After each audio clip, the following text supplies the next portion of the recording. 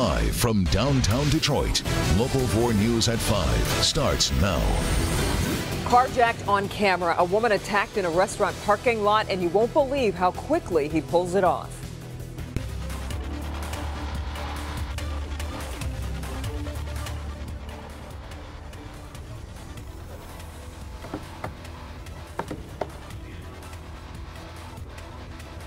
And breaking news tonight in the case of the missing Skelton brothers, the lab test results are in. We'll talk about it coming up. But we'll begin here at 5 with a severe weather alert and breaking news coming to us from the west side of the state. Look at this. The snow has caused a pileup of nearly 40 vehicles on I-94 near Kalamazoo. A photo of just some of the destruction. Yeah, what a mess there. Yeah. Michigan State Police are at the scene right now, and thankfully they are reporting all the injuries they've seen are minor. Back here at home, conditions aren't much better here. No, snow started falling late last night and really, almost impressively, has not let up since. The message pretty simple. If you don't have to go outside, don't. Unfortunately, a lot of people seem to be heeding that. Yeah, you're right. We've got reporters fanned out from Oakland County to the north, Canton to the west, and Rockwood downriver. Let's start things off, though, here at 5 with Ben as the snow totals keep piling up. Yeah, Ben. Devin, as you mentioned, there are places, especially west of Detroit, that have been seeing continuous snow now for 16 hours and counting, and we're not done just yet. 4 Live Radar is a little bit more optimistic than it was earlier. There are places that have seen that snow end, maybe temporarily, but at least there's been some contraction of this pretty wide band that's across the area. So right now, some of the heaviest snow is right in the heart of the area. In fact, downriver, out towards the airport, you can see that dark band there. That's some of the heavier snow that we're watching right now. Gets a little bit lighter up towards 8 Mile, but there's plenty of it to go as those accumulation totals just keep ticking upwards. There's the northern extent of this band. And again, as this entire area contracts, we'll see this move south through the evening hours. So a good chunk of our north zone now dry and probably getting some time to get out and shovel. South zone, this is where we still expect some of the highest totals, but you haven't seen a whole lot in some places, especially this little corner of Monroe County. It's been off and on dry, and some of the other snow down toward the state line has been relatively light, but that's going to intensify as the end of this system sort of sweeps in and gets a little bit tighter. Winter storm warnings still remain in effect south of 8 Mile until midnight. Now, north of there, winter weather advisories are in effect until midnight. Even though that you're already starting to see that snow come to an end, there's still a lot of spots in Metro Detroit that have really starting to see these snow totals stack up. Let's get out to our Tim Pamplin, who is out on the roads, who is in Oakland County. And Tim, what's the latest out there? Yeah, Ben, it's just awful out here. This is 696 getting onto southbound 75, hearing multiple collisions and spin-outs northbound 75 near 9 Mile Road. But that's for seen across the entire metro area. Remember, the road commissions always tell us they get to the freeways first, the busiest roads, then get to the surface streets. But if you look at these freeways, it's going to be a long time before those surface streets get any attention. Now, one sage piece of advice. The number one piece of advice when I spoke to Oakland County Sheriff's Deputy, Deputy Sanford, tonight, he said, stay home. Basically, what you're doing, sit at home, don't go out, no need to go anywhere. Let's roll that tape, shall we? So if you don't need to be on the roads today, don't be on the roads today. What it gives road crews, it's easier for them to clear the roads, makes it safer for everybody. So if you can put it off till tomorrow, just put it off till tomorrow.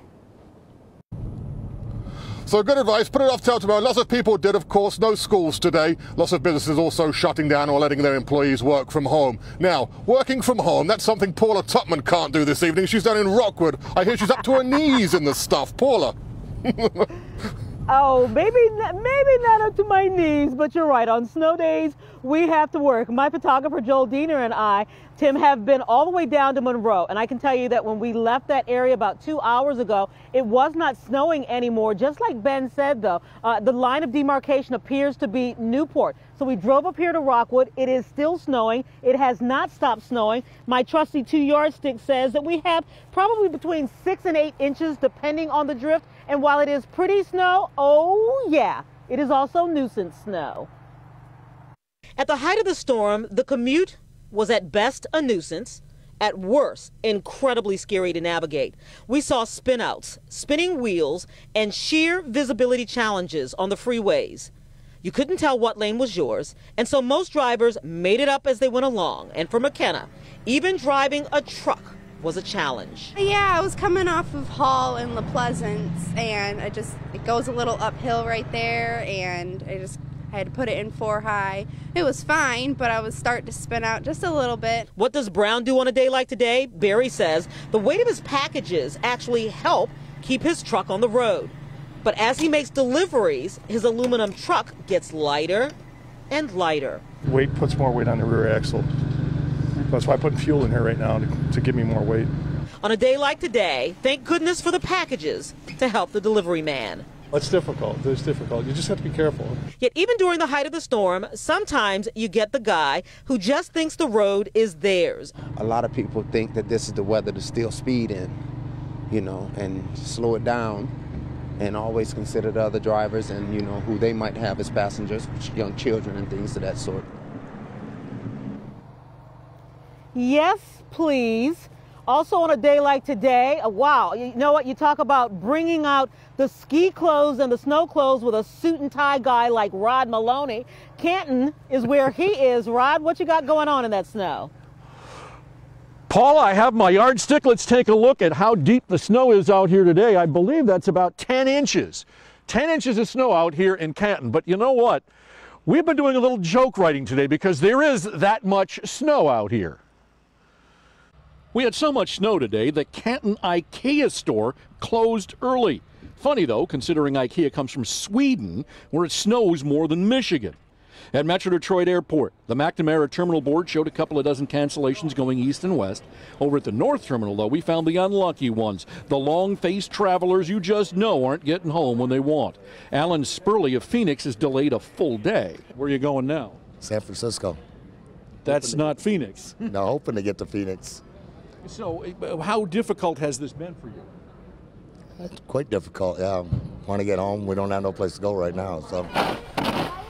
Shoveling snow is tedious work, and yet Matt Soleil and his 2 daughters were having a great day together. They're all out of school. He's an assistant principal. So we're really excited to be here playing in the snow and shoveling for the 3rd time today, and getting ready for another one probably later. Snowball fight! What's your favorite part of a snow day? Sledding. Sledding indeed, and in fact, coming up on Local 4 News at 6 o'clock, we're going to take you to one of the really popular sledding hills out in this area. And also, in this having to do with IKEA, if you're thinking about going out tonight, I would call ahead because there's a good chance the store you want to go to might be closed. Kimberly, Devin, back to you. And don't you worry, Paula, there's a suit and tie under that coat. You know. You're right. If you have to head out into these elements, you'll want to take the Local Forecasters app with you. Yeah, it puts live radar and the latest forecast information right in the palm of your hand. You can download it for free in your app store. Just search WDIV. We'll keep an eye on the weather, but let's get to the other day's news, including this breaking development happening right now in the Skelton case. Sandra Ali is live at our digital set. And Sandra, you just got some news about those bones found in Montana. We did, Devin and Kimberly. In fact, this latest information coming to us a short time ago from the Missoula County Sheriff's Department, the undersheriff in Montana, confirming that the bones they had been examining, the bones that were found late last year, are not a match to Andrew Alexander or Tanner Skelton. After 3 sets of bones were found in this backyard shed in Missoula late last year, folks in Morenci were suddenly on heightened alert. Was there a link between the discovery and the missing Skelton brothers who vanished 7 years ago while with their father? Pathologists analyzed the bones at a lab in North Texas, where they confirmed today the remains are not a match. Just last week, we went one-on-one in prison with the boy's father, John Skelton. The first thing we talked about was the ongoing investigation in Montana. When I asked John what was his first reaction when he heard about the bones, he said, "When I saw it on the news, I just rolled my eyes. When I pushed him further, he said, yeah, those are not my boys."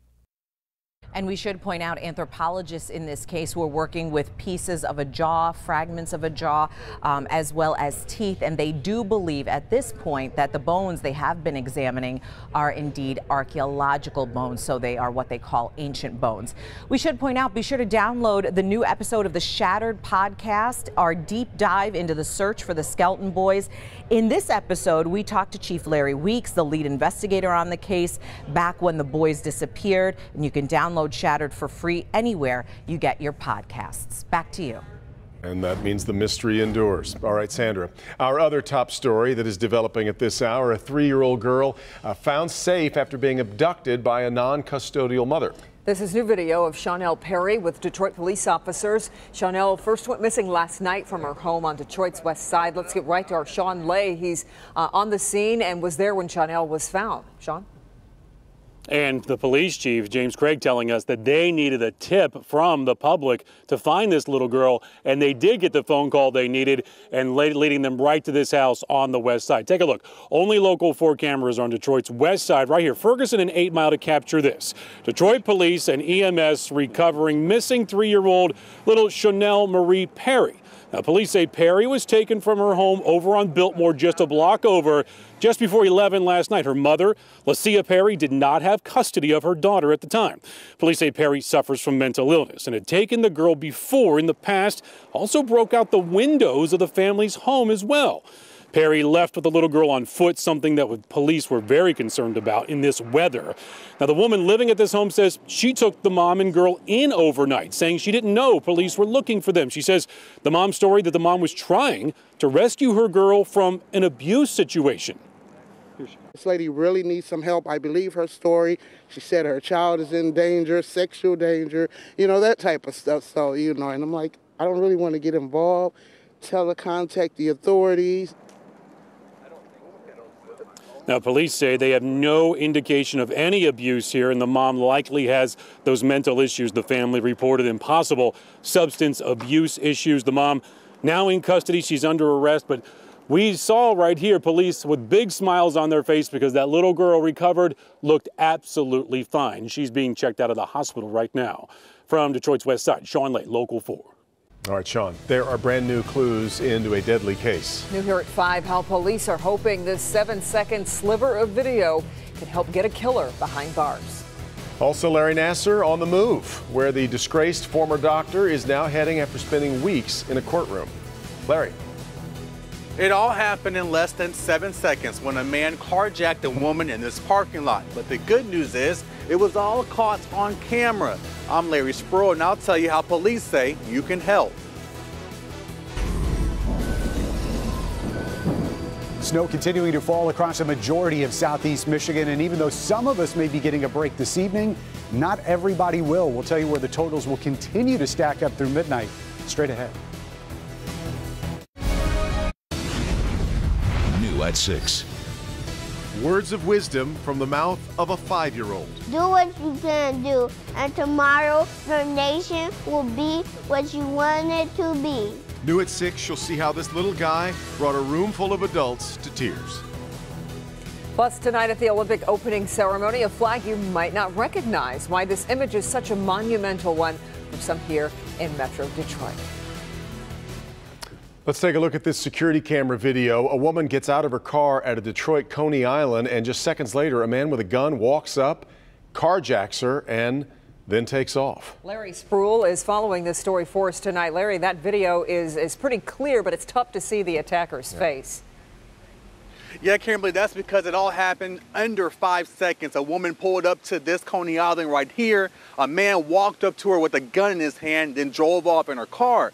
I spoke to the owner. He tells me it was a dramatic situation for everyone.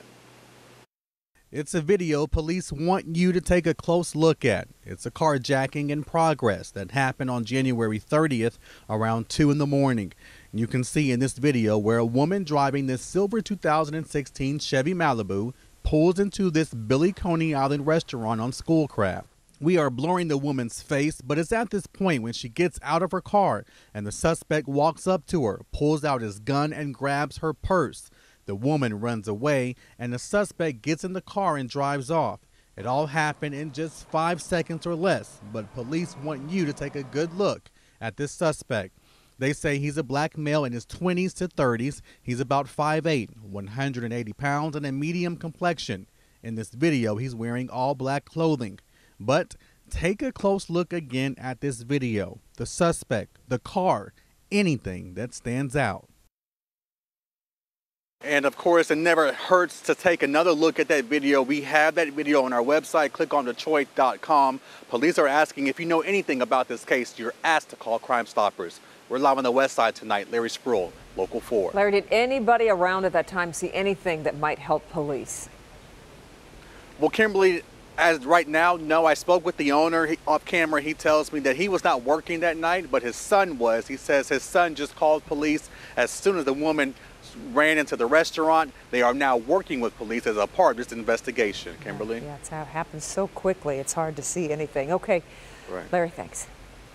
You think Larry's last job in Jacksonville's looking better right about now? I think he's rethinking this move. Yeah, what am I? Because it is still coming down. Yeah, it has been more or less continuous since overnight for just about a lot of us. And look at some of the totals that we've picked up so far. Over a half foot in Belleville, Clarkston, almost 6 inches there. Ann Arbor's reported 5 inches. Now, a lot of these totals that we're showing you so far actually came in before the 4 o'clock hour. I think a lot of folks just don't want to go out and measure while that snow's still coming down. But my guess is that these totals will balloon up pretty quickly once that snow starts tapering down and folks put a stick in the snow and start sending in those measurements. By the way, when we put the Friday, Saturday, and Sunday snow together, it still looks like we're picking up more than a foot in some spots. And we've sort of narrowed that little bullseye down to areas from the city, downriver, maybe down towards the airport and into the northern section of the South Zone. You can see down to the state line, the total's not quite as high because a lot of dry air has sort of been working in to parts of Monroe County. They've been seeing intermittent snow for most of the morning hour, or daytime hours, I should say. So those totals will be a little bit less down there. So let's look at 4 Live radar. You can see this area is starting to contract. And again, there's that area in Monroe County that hasn't seen continuous snow. But for a lot of us in that stripe, it's just been coming down good. A lot of dry conditions in our north zone right now. This is not going to contract much further, at least in the evening hours. There's still more to go back here to the west. In fact, when you see the broad picture of this, it kind of looks like a snow dragon dragging its tail through Michigan, and it's going to look at that, doesn't it? You can kind of see that, sort of. Maybe I've just been staring at it too long. But that tail has got some pretty intense snow in it, and it is still going to be coming through after 7 o'clock tonight. In fact, we're going to jump forward and show you that in just a second. But I wanted to get to a couple of the storm pins. Obviously, this has been a nightmare for commuters, but look at these 3 guys helping out some of the neighbors, shoveling, snow blowing the driveway out there in Sterling Heights. This is in Shelby Township. The untouched snow looks so artistic, and we've been seeing a lot of these snow cakes on flower pots across the area. And there's 2-year-old Jack out in Canton. He's sledding, and you can see he's got his little safety belt on. So safety first, Jack. Make sure you stay safe out there, but I'm sure he's enjoying the weather. Let's look at the timing of this now. There's that northern extent of that band. And again, it's not going to contract a whole lot farther to the south, at least through about 8 o'clock. That looks like we may get a little bit of a break.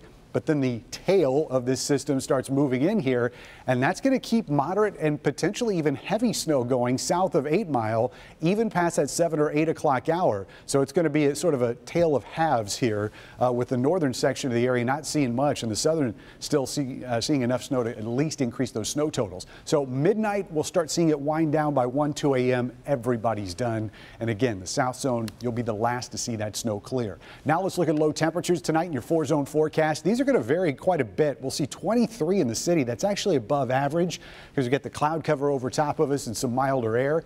Generally about 22, 23 here in our south zone, but the further north you get, not only dry conditions, but those skies start clearing, and that allows those temperatures to drop. 14 in Genesee County, and in our north zone, getting close to single digits in some of those spots up in Sanilac County. Highs tomorrow, 26. We'll see a little bit of snow in the morning.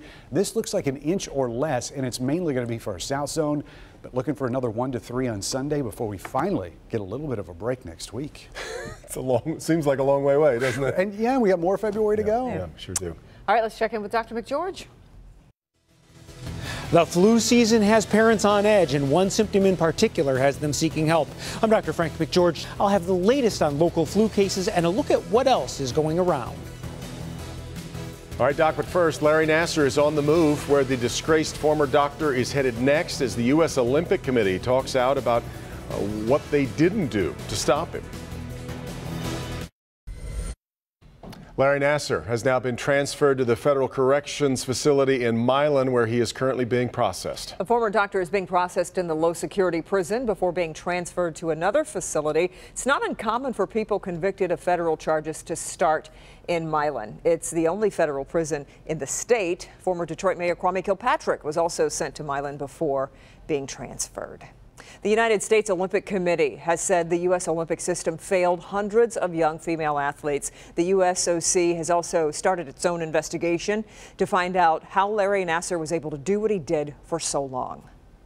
The USOC has commissioned an independent investigation that will help us understand who knew what about Nassar's abuse, when, and what they did with that information.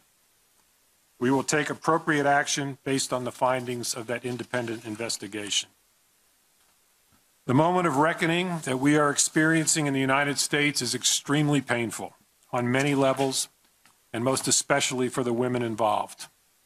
We owe everyone a thorough, thoughtful, and transparent independent investigation, and that is precisely what will occur. The Olympic system in the United States failed these athletes, and we are part of the Olympic system in the United States. The USOC CEO Scott Blackman has faced calls to resign, but the board of directors believes he did the right thing at every turn. New at 5:30. Let's just say he took the long way home. A family who'd given up hope gets the surprise they never thought would come. Today, President Trump is speaking out about a top White House aide who abruptly resigned amidst allegations of domestic violence. And our severe weather alert continues as this winter storm just continues to hammer southeast Michigan. North zone getting a break, but those totals starting to increase even higher in our south and metro zones. We'll look at how much more to expect next. Wheel of Fortune. We begin here at 5:30 with a severe weather alert, and the snow just isn't stopping. These are live pictures from our Tim Pamplin. He is driving along Gratiot near I-696 in Macomb County. And they've had all day, and of course, we just can't keep up with the snow to get the roads clear. Yeah, even those roads that have been cleared. I don't know what it was like for you guys coming in, but people are still tailgating each other out there. I was in that situation. I saw a lot of people going way too fast, and I thought, you know, I don't care what you're driving, you're going to have to try and stop if you need to. That's right. So even if you are the best driver in the world, everybody around you may be something else. So it is still coming down out there.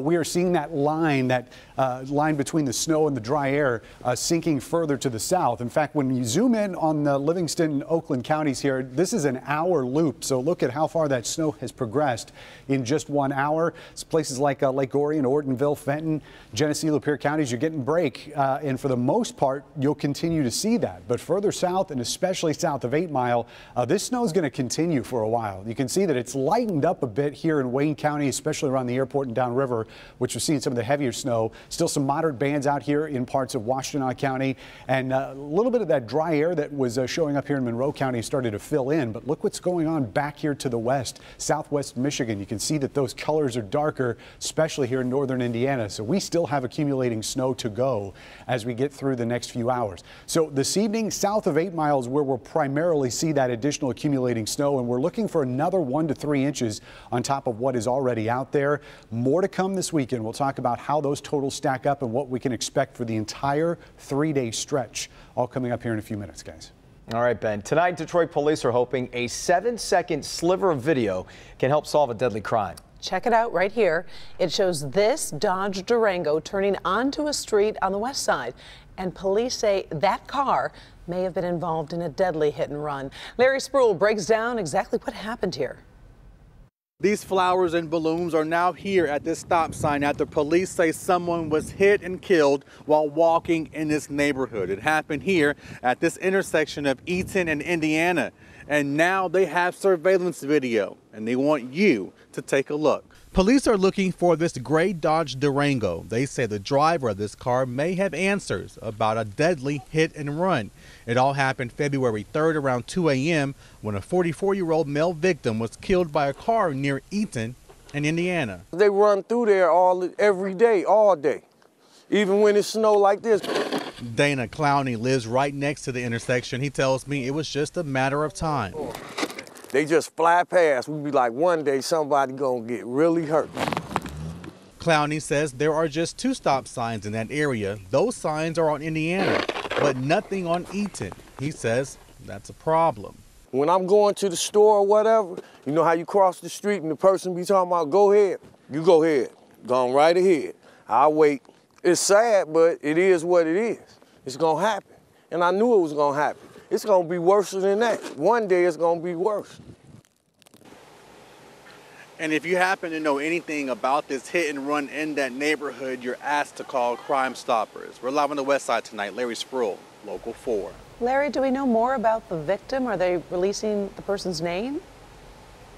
Well, I spoke with police earlier today. As of right now, they are not releasing that person's name. I also talked to neighbors in that area. They tell me they did not know him, Kimberly.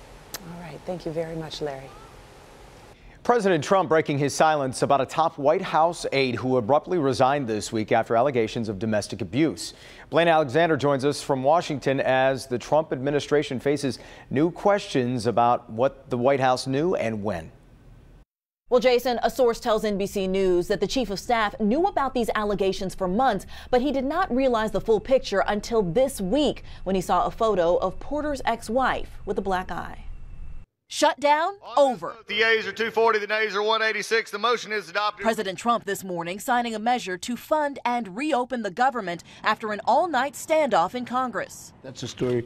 But later in the Oval Office, the president addressing an issue that has dogged the White House for days. Staff Secretary Rob Porter resigning after allegations of domestic violence. Well, we wish him well. He worked very hard. I found out about it recently, and I was surprised by it. Porter, a top aide to the president, stepped down Wednesday after 2 of his ex-wives accused him of physical and emotional abuse. Porter has denied those allegations. I think you have to remember that. He said very strongly yesterday that he's innocent. But no comment from the president about the 2 alleged victims. This photo released by Porter's first ex-wife, who says Porter choked and punched her. Porter says he took the picture, but adds the reality behind it is completely different. Today, his other ex-wife, Jennifer Willoughby, says she was abused too. He definitely let me know that I was going to be contacted by the FBI once he was tapped for the White House, and he was curious what I was going to say. He really wanted to know, what are you going to tell them? And I told him I'm going to tell them the truth. Now, Chief of Staff John Kelly under fire. Questions over when he knew about these allegations and why he did not act sooner. And now the White House is facing questions about why Porter was given access to such sensitive information as a top White House aide without a full security clearance. In Washington, Blaine Alexander, Local 4. Sources tell NBC News despite the president's frustration with John Kelly, he is still likely to stay on as White House Chief of Staff.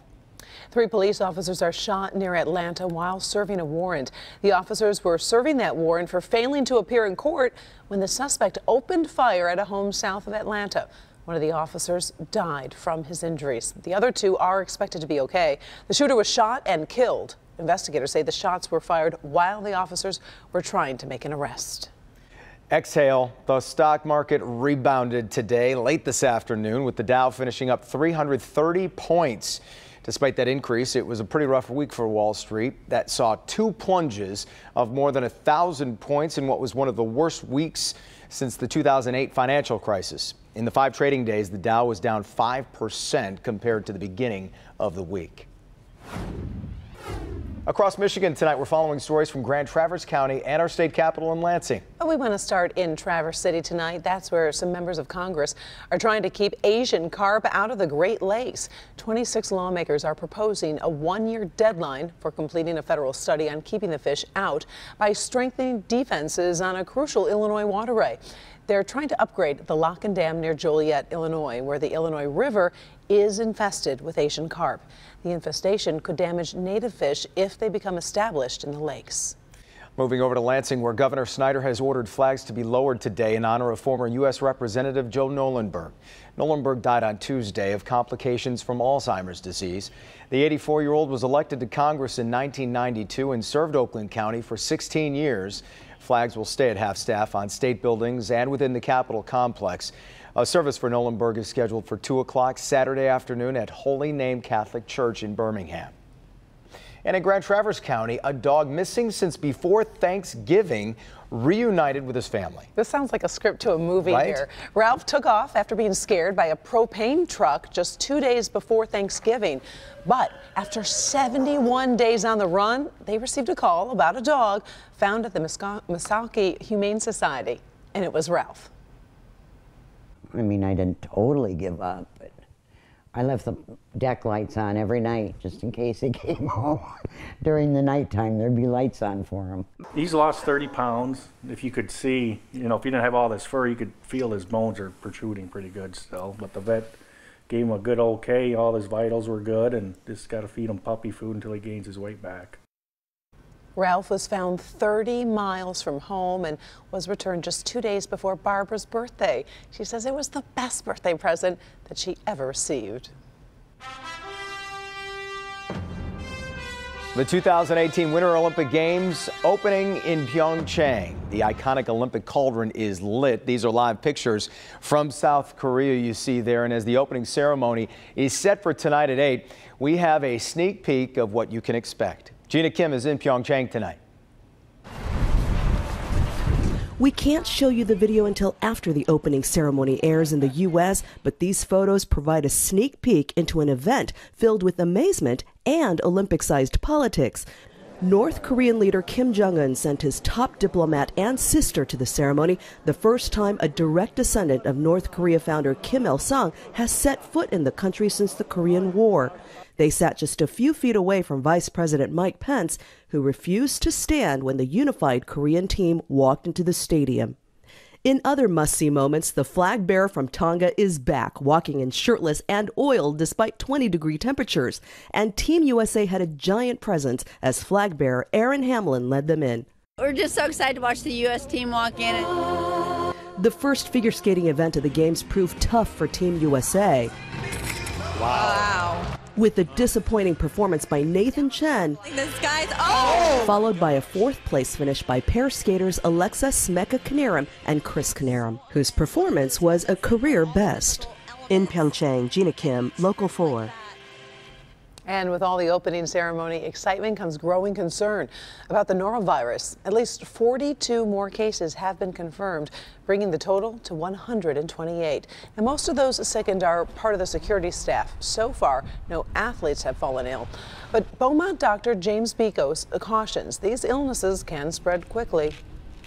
Very contagious. You know, you have a lot of young athletes. They not only are there to compete, but it's a very social atmosphere, and again, meeting a lot of people from different countries. So they want to meet people. That's part of the Olympic Village experience. We kind of know that if it gets out of control, it can really level an entire team or an entire village.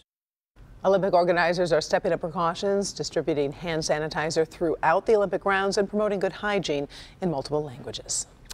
Well, emojis are taking over the way we communicate quite often, but there's always been a few important ones that have been missing.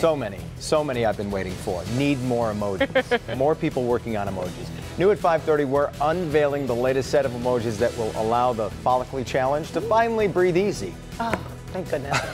Also, it's a pretty big loophole. New tonight, we will show you why 6 teenagers are officially throwing their hats in the ring to be the next governor of Kansas. Doc. The flu season has parents on edge, and one symptom in particular has them seeking help. I'm Dr. Frank McGeorge. Coming up, I'll have the latest on local flu cases and a look at what else is going around. All right, Doc, and before we head to break, be sure to download the newest episode of the podcast Shattered, our deep dive into the search for the Skelton boys. In this episode, we talked to Chief Larry Weeks, the lead investigator on this case back when the boys disappeared. Take a listen. There's not a lot of trust factor with the father who it can do this, but at the same time, he's the person that holds all the keys with this case. Do you think there's another living person on the face of the earth that knows what happened other than John? No. You can download Shattered for free anywhere you get your podcasts. And we're right back. On Jeopardy! New at 6. This little 5-year-old has one very special superpower, and it's garnering thousands of views online. Can you say any part of the poem for me? I can say all of it. How his rendition of a historic poem is honoring Black History Month. All right, Priya Plus. For some, the Olympics are about more than just entertainment. New at 6, the unique life lessons children can learn from the games that they might not get anywhere else. In good health tonight, the CDC reported 10 more children have died from the flu, bringing that total to 63 pediatric deaths this flu season. And with the flu showing no signs of slowing down, many parents are on edge. Our Dr. Frank McGeorge is here with more on one symptom in particular that has them seeking help. One hospital referred to it as fever fear. As parents hear about the pediatric flu deaths nationwide, they're understandably much more concerned when their child develops a fever. Now, doctors are used to that and, as always, encourage parents to call if they have any concerns about their child's health. Here's what's going around where you live. In Wayne County Children's Hospital continues to see high numbers of flu cases. Beaumont-Dearborn Dr. Arsala Bakhtiar says the flu is spreading in schools, and she's hospitalized several kids with complications, including pneumonia, fainting, and dehydration. The doctors at Grosse Pointe Physicians and Surgeons are also treating the flu, bronchitis, and sore throats. Over to Oakland County, where doctors report flu levels remain high. Clarkston Medical Group is also seeing stomach viruses and lots of colds. CVS Minute Clinics report flu, ear and sinus infections, and pneumonia. West to Washtenaw County, where the flu continues to dominate. U of M is also seeing some stomach viruses, and St. Joseph Mercy is treating injuries from falls on the snow and ice. The health department reports respiratory illnesses are rising in school-aged children. Heading to Monroe County, Dr. Anthony Songo is treating influenza and RSV. ProMedica Monroe Regional says the majority of their ER patients have the flu, but they've also seen some slip and fall injuries, pneumonia, and breathing problems. Moving to Macomb County, where Dr. Stephanie Hernandez at McLaren-Macomb says flu has remained very high. They're also seeing many head injuries from weather-related falls and lots of colds. Finally, in Livingston County, it's flu and more flu. At St. Joseph Mercy, Livingston, and Brighton, it's hitting across all ages. Now, a note about the rapid flu test that you might get in the ER or your doctor's office. They are not 100% accurate. So, if it shows you do not have the flu, there is still a chance that you might, and your doctor may decide to treat you for it anyway. Back to you.